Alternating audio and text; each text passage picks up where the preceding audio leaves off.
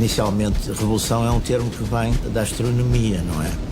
A revolução era qualquer coisa que fazia voltar as coisas ao lugar inicial depois de dar uma volta de 360 graus. Num sentido astronómico, significa voltar ao ponto de partida no movimento de translação ou de rotação. No entanto, nós usamos hoje num sentido muito diferente, no sentido de profunda mudança política, social, económica. A revolução caracteriza-se por uma subversão violenta, normalmente violenta e radical, das relações de força, das relações de poder e das relações de propriedade. Estamos a falar de um processo que gera mudanças muito significativas na forma de conhecer, na forma de produzir, na forma de governar um país.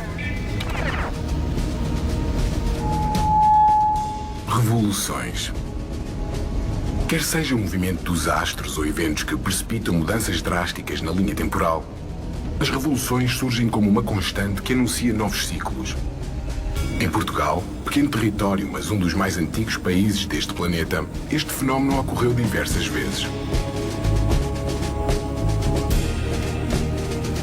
Com a missão de investigar a resiliência desta nação, reunimos vários especialistas para nos ajudar a examinar e decifrar estes acontecimentos.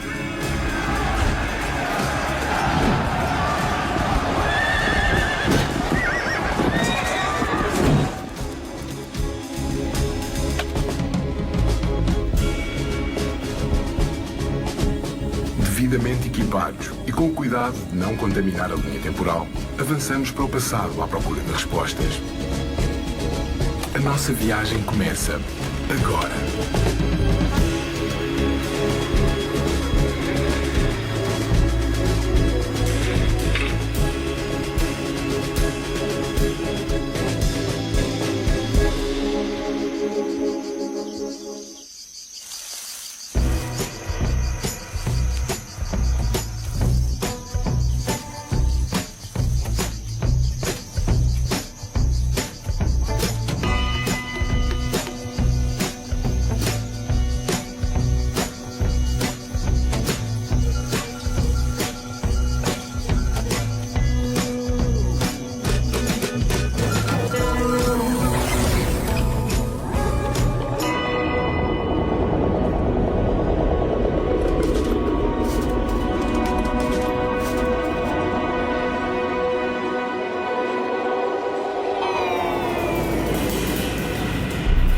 A história é um agregado de acontecimentos.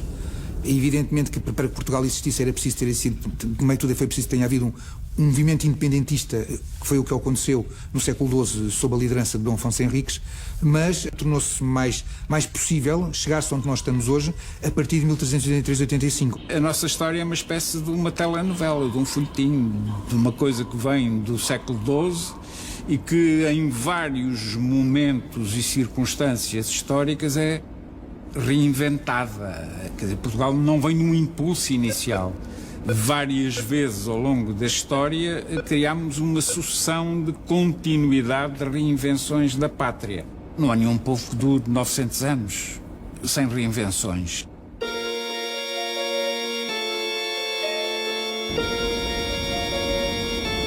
Em 1143, Afonso Henriques conquista a independência do antigo condado portucalense. Cerca de 2 séculos e 8 reis depois, Portugal enfrenta a primeira grande crise da sua existência. Crise ou revolução? O que nós temos em Portugal em 1383 é uma crise dinástica, mas que foi indiscutivelmente resolvida através de práticas revolucionárias. O poder cai à rua, o povo manifesta-se de uma maneira violenta. E podemos falar de um período revolucionário, mesmo que no final, depois, o resultado final não tenha sido uma mudança abrupta do sistema político que vigorava antes da crise se iniciar.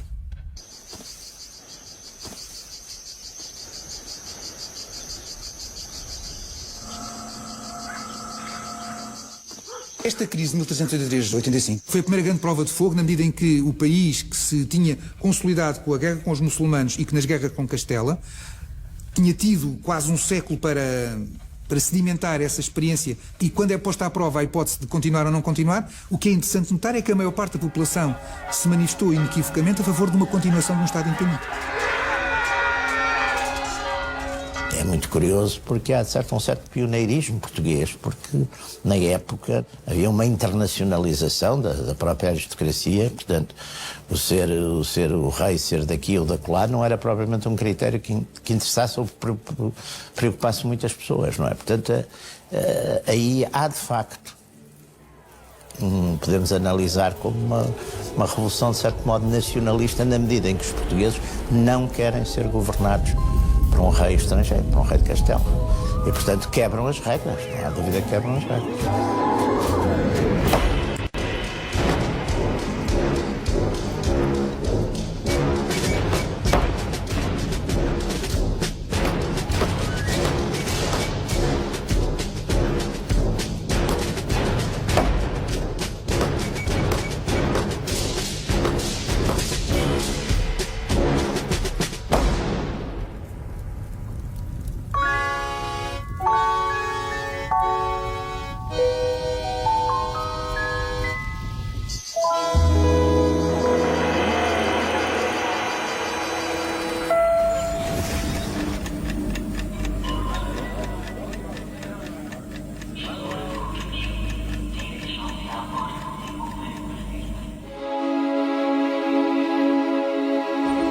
Outubro de 1383.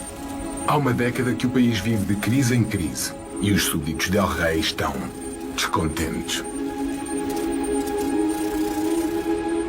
Lisboa, a mais importante cidade do reino, é um barril de pólvora prestes a explodir. Rumores, más línguas e boatos alimentam uma população cada vez mais fomeada e insatisfeita com o seu rei. Um homem que parece ter sido incapaz de manter uma linha de rumo ao longo de todo o seu reinado. Talvez por isso, para além de ter como cognome o Belo, tenha ficado sobretudo conhecido como Dom Fernando o Inconstante.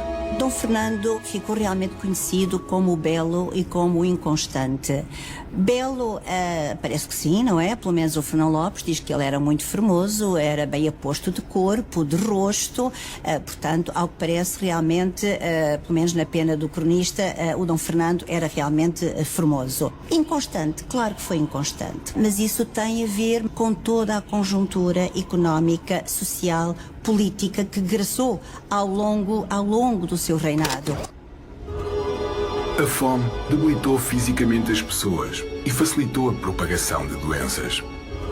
Em 1347, a peste bubónica, mais conhecida como peste negra, chegou à Europa.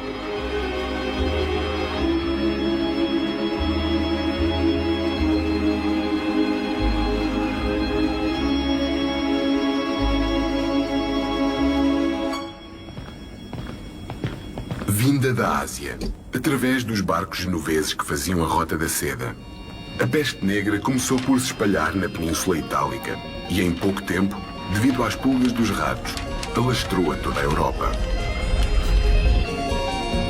Calcula-se que cerca de 20 milhões de pessoas tenham morrido. A peste negra matou 1 em cada 3 europeus. Nós não temos a mínima ideia do que é que significa para os países da Europa, de repente, 1/3 da população desaparecer. À fome e à peste juntaram-se guerras sem fim. Entre 1337 e 1453, franceses e ingleses trocaram vitórias e derrotas na famosa Guerra dos 100 Anos. A maior parte das revoluções portuguesas, pelo menos, estiveram associadas a grandes movimentos globais. 1383, a Guerra dos 100 Anos, que foi uma guerra importantíssima na Europa. Portanto, pelo conflito entre os ingleses e os franceses. Castela é aliada dos franceses e os portugueses já tinham uma aliança com os ingleses desde 1372. La península ibérica se convirtió en un campo excepcional de experimentos diplomáticos y militares. No lo olvidemos, con puesta en práctica de técnicas bélicas, como se verá más tarde en la batalla de Aljubarrota.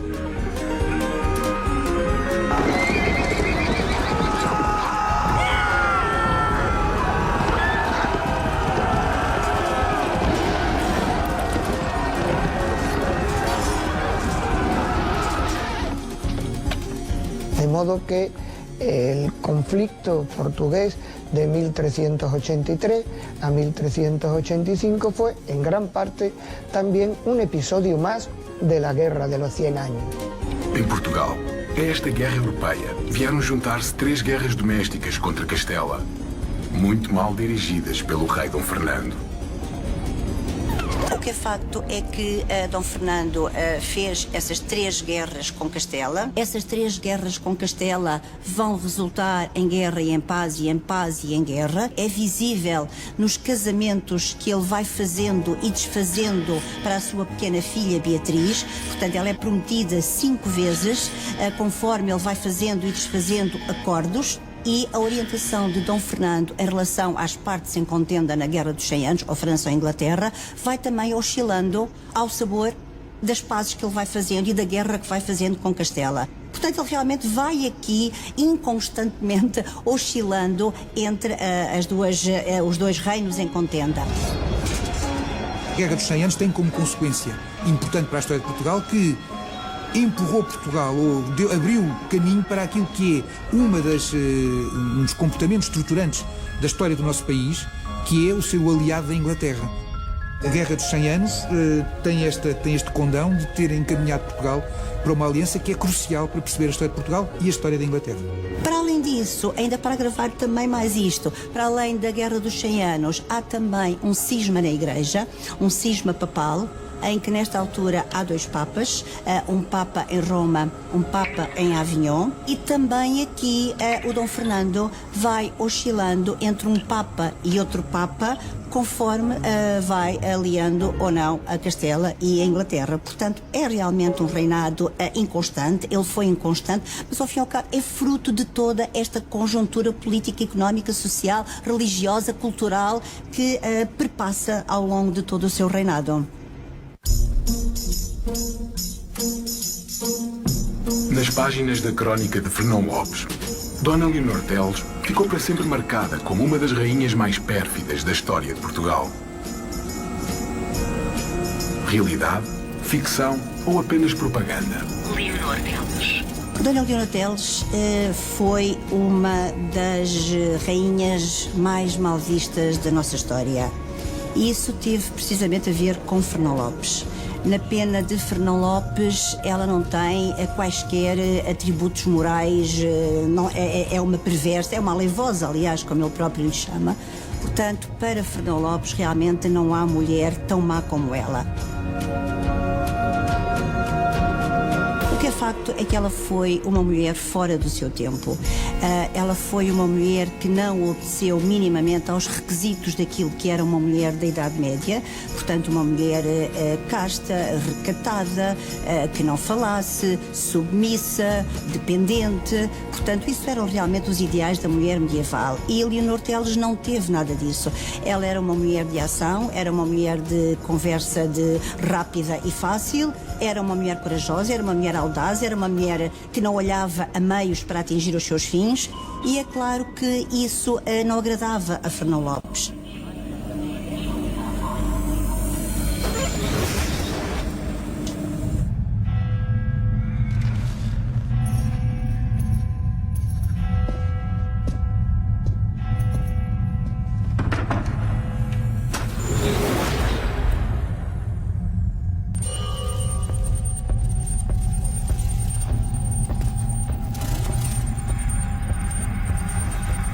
Uma mulher alevosa, comprida de toda a maldade.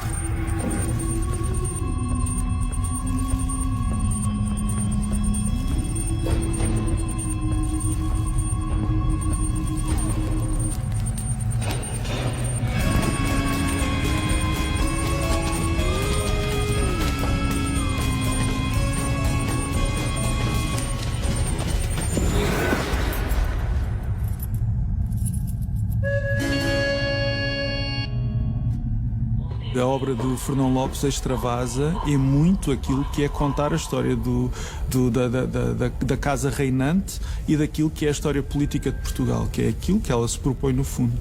A crónica é fantástica no detalhe que nos dá sobre a vida cotidiana. Aliás, nas próprias crónicas, o Fernão Lopes por vezes refere-se a como se fazia uso naquele tempo ou como era uso fazer-se. Portanto, essa ideia de diacronia já surge em alguém que escreve 40 anos depois dos acontecimentos que são retratados. É uma das grandes obras do final da Idade Média, sem dúvida alguma. Estamos em abril de 1383, na vila de Salvaterra de Magos. Dom Fernando, casado com a impopular Dona Leonor Teles, faz mais um dos seus zigue-zagues políticos. A sua filha, a infanta Dona Beatriz, prometida em casamento já por 4 vezes, conhece um novo pretendente. Beatriz casará com o rei viúvo Dom Juan I de Castela. Ele tem 25 anos, ela 10. Casamento combinado. Era hora de assinar o Tratado de Salvaterra de Magos a 2 de abril de 1383. Nas letras pequeninas deixava em aberto a possibilidade de o rei de Castela assumir na prática o governo do Reino de Portugal. O que estava acordado é que Dona Beatriz passava a ser a rainha de Portugal, mas que Dona Leonor Teles, sua mãe, a rainha viúva, governaria o país enquanto não nascesse o primeiro filho de Dona Beatriz, que ainda, como digo, não estava sequer em idade núbil. E o que ficava acordado era que os filhos de Juan I com Beatriz de Portugal seriam simplesmente os reis de Portugal. E, portanto, Castela e Portugal continuariam separados. Agora, toda a gente tinha a consciência de que uma coisa era o que estava firmado no tratado, outra coisa era aquilo que iria acontecer nestes anos. Naturalmente isto abria caminho a uma incerteza tremenda e a um extremo desconforto sobre o que seria o futuro de Portugal. Enfim, Portugal manter-se-ia autónomo politicamente relativamente a Castela, como até então tradicionalmente desde séculos, ou existiria realmente uma ligação que eventualmente na pessoa do herdeiro ou herdeira do casal régio poderia supor realmente uma união dos dois reinos. Dom Fernando tinha feito o Tratado de Salvaterra de Magos. Estava tudo devidamente estipulado. Dona Leonor Teles, como regente, até que Dona Beatriz tivesse um filho. Esse filho, mal nascesse, viria viver para Portugal, seria criado em Portugal, seria criado pela avó regente Dona Leonor Teles. Portanto, estava tudo devidamente estipulado, no caso de ter, no caso de não ter, estava tudo devidamente estipulado. E este Tratado de Salvaterra foi realmente acordado com o Dom Fernando, com o rei de Castela e com os nobres, portanto, que também ratificaram este tratado. E depois, quando o rei morre, tudo acaba por se despoltar de uma forma completamente diferente e, ao fim e ao cabo, ninguém cumpre o tratado.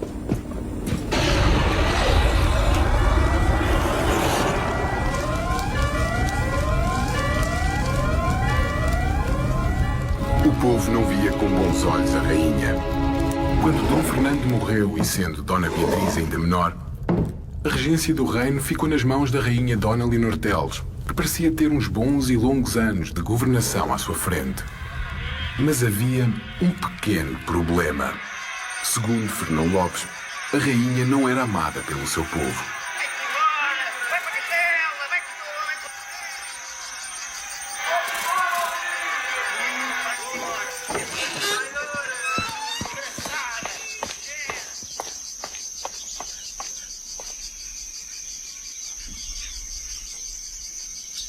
Pero Leonor Teles es una persona fascinante. Algunas fuentes portuguesas dicen que fue la Borgia de Portugal, por las intrigas cortesanas, apoyando a unos y otros. Pero solo le movía una cosa: su poder. Concentrar su poder. Su poder y a través de él, el de los altos linajes nobiliarios. Una mujer fascinante. Mujeres extraordinarias del siglo XIV con más poderes que los propios hombres.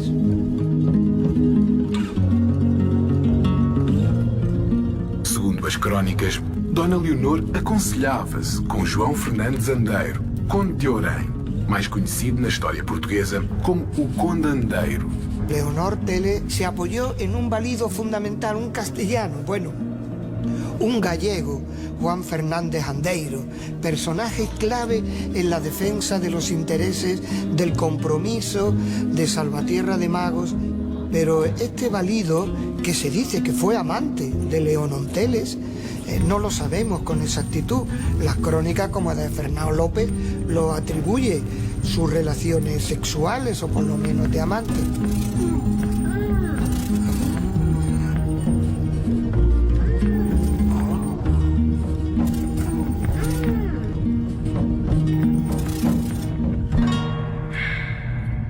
O caso de Dona Leonor Teles com o Condendeiro também é muito falada pelo Fernão Lopes.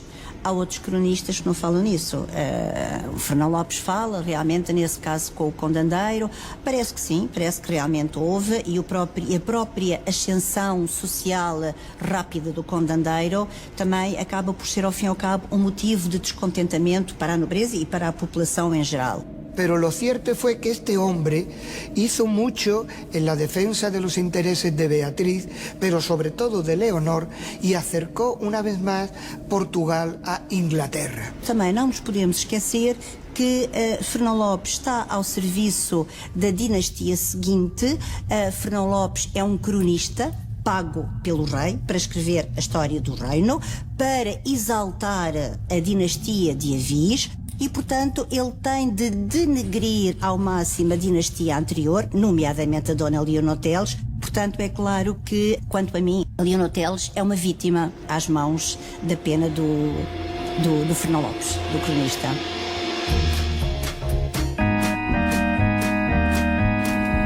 Após a morte do rei Dom Fernando, 3 partidos surgem a disputar o direito ao trono. O Partido Legitimista, liderado por Dona Beatriz e Dom Juan I de Castela.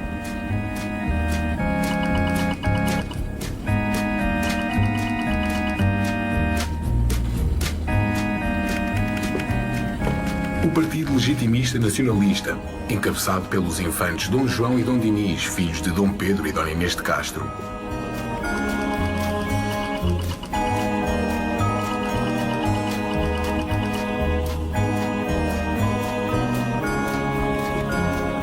E o Partido Nacionalista, liderado por Dom João, mestre de Avis. Quem ficará com o trono? Se existissem sondagens naquela altura, não sei se Dom João de Castela seria realmente o favorito, porque havia realmente aqui um grande ódio à Dona Leonor Teles e a tudo o que estava ligado a ela, portanto à sua filha e, portanto, ao rei de Castela.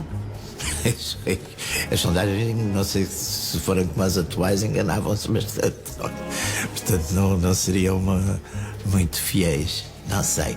Não, de facto, os portugueses médios não gostavam dos castelhanos. Os castelhanos nas invasões, no tempo de Dom Fernando, trataram-nos sempre muito mal. Portanto, os povos à nascença têm sempre um grande sentido tribal.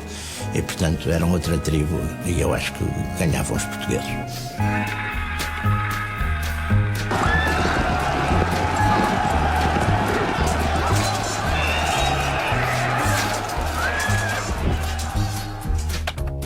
Embora, por exemplo, a nível das classes dirigentes, é curioso, os castelos mais próximos da fronteira tinham mais simpatias para Castela, as cidades mais afastadas são mais por mestre. Em 1383, existem sondagens, quando o Dom Fernando morre, provavelmente no topo das sondagens estaria Dom João, mas não o mestre de Avis. Havia vivos 3 filhos de Dom Pedro I, meios irmãos de Dom Fernando quando Dom Fernando morre. Dom João e Dom Dinis, filhos de Inês de Castro, e Dom João Mestre de Avis, filho de Teresa Lourenço. O mais velho era o infante Dom João, pessoa prestigiada, que se tinha homiciado porque tinha assassinado a mulher, mas que, numa circunstância de emergência nacional, seria esquecido em prol da necessidade de chamar uma nova personagem para o trono. O povo de Lisboa, pelo menos, e uma elite nobiliárquica que começa a trabalhar com o mestre de Avis, começa a ver no mestre de Avis uma melhor alternativa ainda que o infante Dom João de Castro.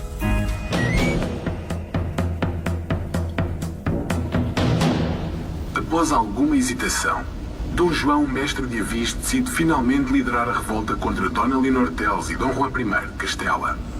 Regressa a Lisboa e apunhala o Condendeiro, fazendo correr o boato que o conde atentava contra a sua vida. Assim começou de facto a Revolução em Lisboa. A crise de 1383-85 começa com aquilo que nós designamos hoje como uma fake news. Ou seja, põe-se um boato a correr e esse boato desencadeia uma reação popular que fortalece o mestre Davis. Repare-se, na verdade, o mestre Davis matou o Andeiro sem o povo. O mestre Davis matou o Andeiro dentro do palácio. Parece que foi o Álvaro Paes que fez daquela ideia que no passo estavam a matar o mestre, não é? Portanto, ele faz quando se estava a passar era mais ou menos o contrário, não é? O mestre é que estava a ajustar contas e a arrumar uma série de criaturas que eram negativas para os seus intentos. Portanto, aí foi uma propaganda relativamente funcional. Eventualmente, o que é que o mestre Davis queria antes desta reação popular? Se calhar o mestre só queria garantir ali que ele não era um alvo do Andeiro e ter algum controle sobre a cunhada. A manifestação popular obriga o mestre Davis a tomar posições mais firmes, ao ponto de se depois tornar regedor e defensor do reino, que eventualmente ele não quereria ao princípio. Ele chegou a pensar fugir para a Inglaterra, mas é uma crise que tem momentos revolucionários, não há, indiscutivelmente. A morte do conde Andeiro precipitou os acontecimentos. Dona Leonor Teles, temente pela sua vida, pede auxílio a Dom Juan I de Castela. Em dezembro de 1383, as tropas castelhanas entram em Portugal e Lisboa é cercada. Mas ao fim de 5 meses, o rei de Castela é obrigado a levantar o cerco devido a um surto de peste, com a debandada dos castelhanos. A 6 de abril de 1385, tem início as Cortes de Coimbra, onde será escolhido o novo rei de Portugal. Depois de muita pressão dos partidários do mestre de Avis, Portugal tem um novo monarca, Dom João I. É o início da dinastia de Avis. Dom João I marcou, digamos assim, uma liderança voltada para um horizonte de futuro, ou seja, para uma dimensão estratégica que nem sempre nós temos encontrado nos nossos reis e nos nossos responsáveis políticos. Aquilo que Dom João vem trazer na forma como é retratado por Fernão Lopes é uma reorganização, uma reposição da ordem. De certa forma representa a restauração de alguns valores fundamentais à sociedade medieval, como seja o valor da justiça, da auscultação àquilo que são os anseios e as necessidades da comunidade, do reino em geral, mas também representa simultaneamente uma fratura e uma reorganização da sociedade. O que eu destacaria realmente na crónica de Dom João I é aquilo que ela oferece de novo e a forma como ela pode ser lida em complemento ao restante trabalho de Fernão Lopes que nós conhecemos.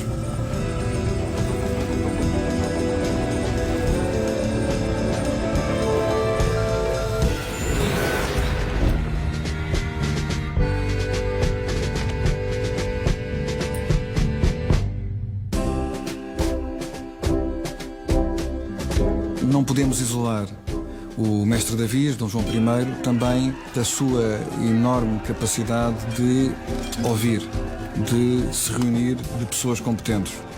E, sobretudo, também não podemos esquecer uma aliança absolutamente de destino para Portugal, que foi a sua ligação profunda, por vezes com algum conflito, com Nuno Álvares Pereira. Portanto, a Revolução não teria tido sucesso se não fosse essa aliança entre aquele que foi o futuro rei, um homem ponderado, reflexivo, corajoso, mas reflexivo, e, de facto, o nosso gênio militar, que foi Nuno Álvares Pereira.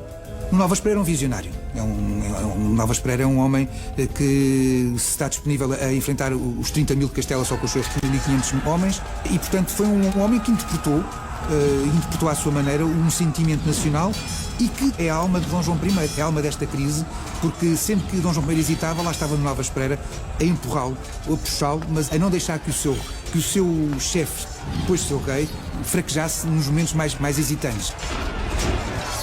Dom João Mestre Davis essencialmente é um político, é 100% político, tem sentido de Estado, tem sentido do momento político, sabe muito bem quem é o amigo e o inimigo. Álvares Pereira também tem muito sentido político, mas tem depois um lado mais romântico, mais cavalheiresco. Leu muito os romances de cavalaria, leu muito o Graal, já tem ideais muito mais, digamos, que nós poderíamos chamar mais românticos. De certa maneira, Nuno Álvares Pereira é a personagem secundária mais central das crónicas de Fernão Lopes.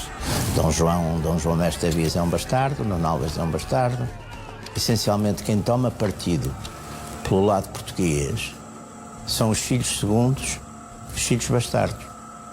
Em toda a história europeia, são pouquíssimos os bastardos que chegaram a um trono, sucedendo naturalmente a um pai ou a um irmão. Normalmente, quando um bastardo chega ao trono, é sempre através de uma guerra. Depois da Batalha Legal, regresso à Batalha Campal.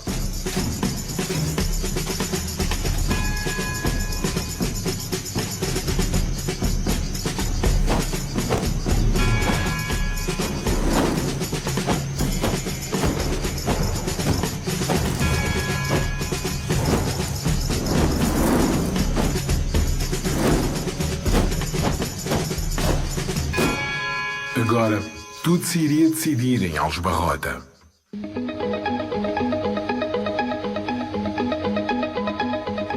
En la batalla de Aljubarrota la estrategia militar es decisiva.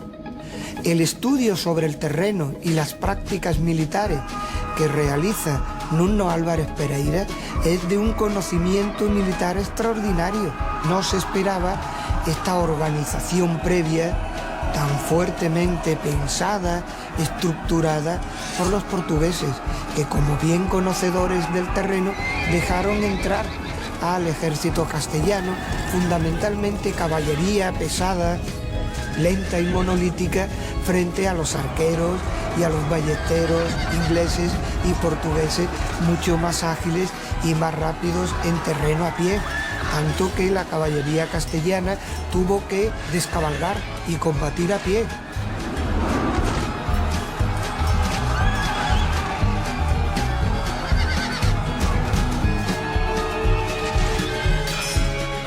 En agosto, 14 y 15 de agosto, con calor, armaduras pesadas, combatiendo a pie, eran fácilmente presa de los arqueros portugueses y de los arqueros ingleses.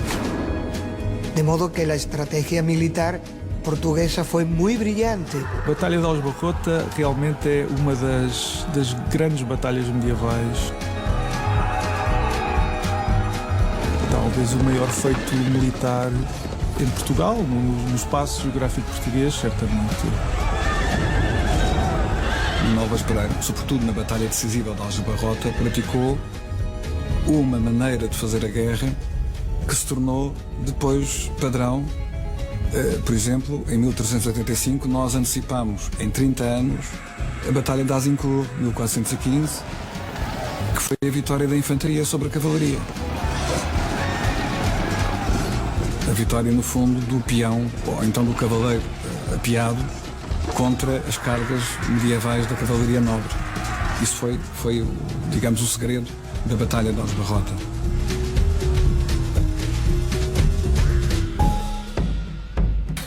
Contra todas as probabilidades, 6.000 homens portugueses e ingleses enfrentam um exército franco-castelhano de 30.000 soldados. Sob o calor de 14 de agosto de 1385, o impossível acontece graças à inovadora tática do quadrado. Escondidos debaixo de arbustos e folhas estão mais de 1000 fossos e covas do lobo, cavados horas anos pelos portugueses. Nuno Álvares Pereira comanda uma vanguarda de lanceiros e 2 alas laterais de arqueiros e besteiros. Na retaguarda, Dom João I lidera o corpo principal e a cavalaria.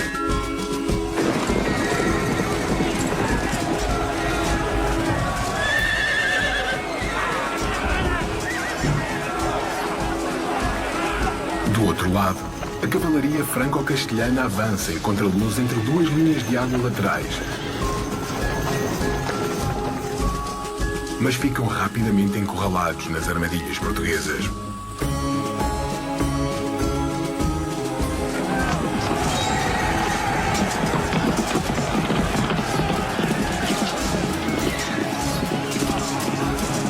armadores caem dos cavalos e, com o peso das armaduras, são agora alvos fáceis para as flechas luso-britânicas.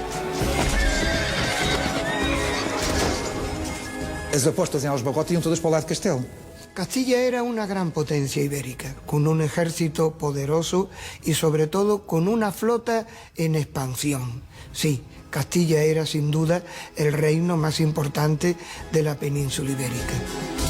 Perante a queda inesperada da vanguarda castelhana, a retaguarda avança, mas a sua força numérica revela-se a sua maior fraqueza no terreno estreito, onde os soldados sem espaço se amontoam e desorganizam.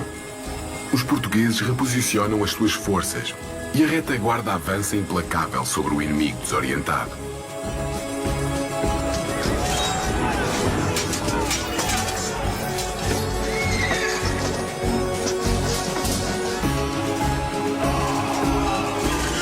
No calor da batalha cai o estandarte castelhano e o pânico instala-se entre as tropas de Castela, que fogem em bandada. Sálvase quien pueda. Una desbandada castellana, la pérdida de la enseña de la bandera castellana a manos portuguesas, desbandada absoluta. El mismo rey tuvo que refugiarse en Santarém y de Santarém bajar a Sevilla tan pronto como pudo. Portugal vence assim a Batalha de Aljubarrota.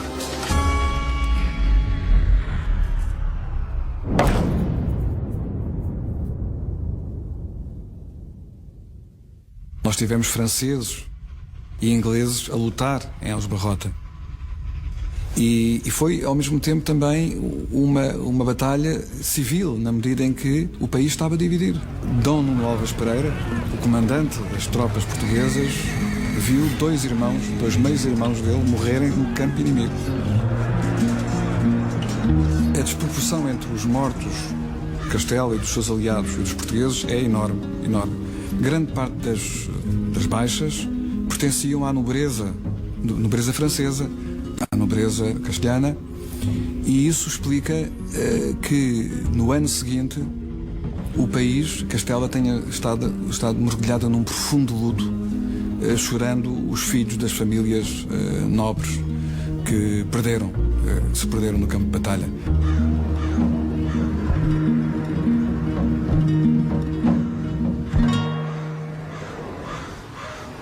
Esta profunda angústia, digamos assim, da perda da elite castelhana nesta batalha é alguma coisa que certamente se sente mais em Espanha e na história de Espanha do que na história de Portugal, visto que esta batalha foi, para nós, digamos assim, um encontro com a continuação do nosso destino.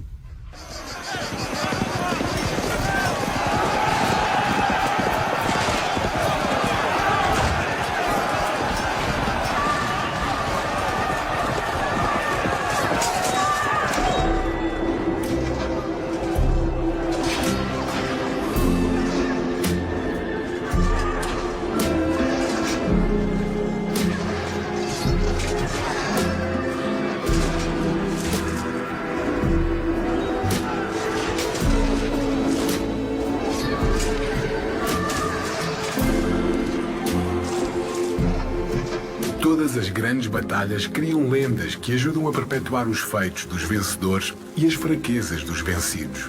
Assim surgiu a lenda da padeira de Aljubarrota. Seu nome, Brites de Almeida. Consta que terá dado uma preciosa ajuda com a sua pá, ceifando a vida a vários castelhanos.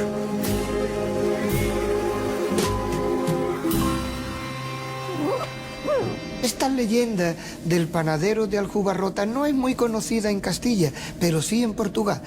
Pero esta leyenda sobre las prácticas militares y los conciertos de estas historias ponen de manifiesto algo muy importante, que la gente sencilla de Portugal y también de Castilla tenía memoria colectiva de lo que fue Aljubarrota, de una derrota para aprender y de una victoria para significar.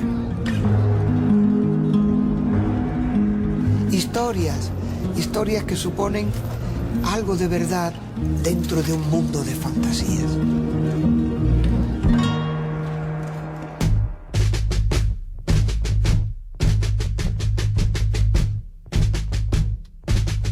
Batalha dos Barrota foi o momento crucial de toda esta crise e da própria guerra. A guerra formalmente só vai entrar em tréguas em 1411, tréguas definitivas. O Tratado de Paz só será assinado em 1432, mas a guerra acabou na Batalha dos Barrota. E, portanto, tem esse caráter verdadeiramente fundacional. Eu acho que, para todos os efeitos, mais que as Cortes de Coimbra que fundam a dinastia, aos Barrota é o verdadeiro momento fundacional da dinastia. A vitória de Dom João I em Aljubarrota assinala um início auspicioso para a tão aclamada dinastia de Avis. O primeiro ato da dinastia de Avis é a Batalha de Aljubarrota. É difícil de crer que, se o país tivesse sido absorvido por Castela em 1385, que a ideia de independência como ela está cristalina em 1640 existisse algures, porque mais cedo o país se tinha diluído numa grande constelação castelhana. E, portanto, a dinastia de Avis, a primeira coisa é que segurou a independência. Muchas crónicas castellanas la reconocen como una lamentable pérdida, la imprudencia de Juan I, la prepotencia del imperialismo castellano. Por lo tanto, su imagen es distante, fría, de esconder las derrotas. Pero desde luego sí que se tiene constancia, mucho menos que en Portugal, que es una batalla nacional. Y Castilla aprendió de esta derrota de Aljubarrota, que ya era hora de poner fin a la hegemonía castellana y al pretendido imperialismo castellano heredado del antiguo reino de León sobre el viejo condado de Portugal, ahora ya un reino equiparable al reino de Castilla.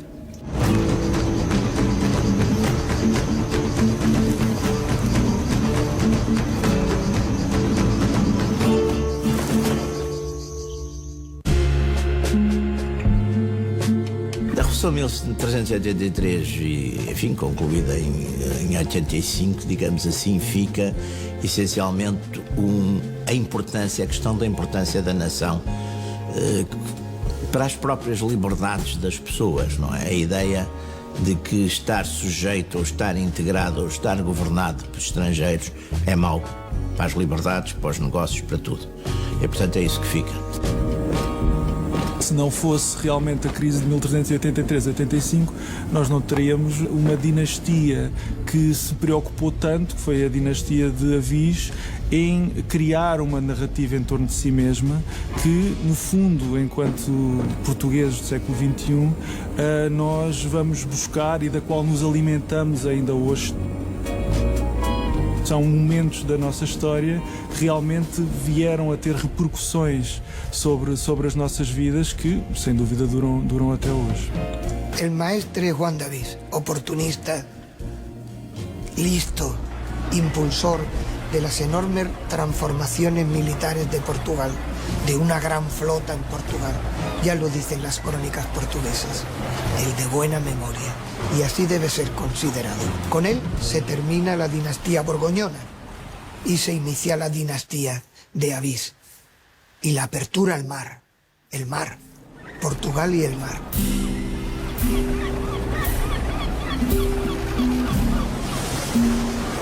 Foi um ciclo que redefiniu a identidade do país como um país não apenas europeu. Um país que se tornou ultramarino, que começou em 1415, começou com a conquista de Ceuta, só terminou em 1974.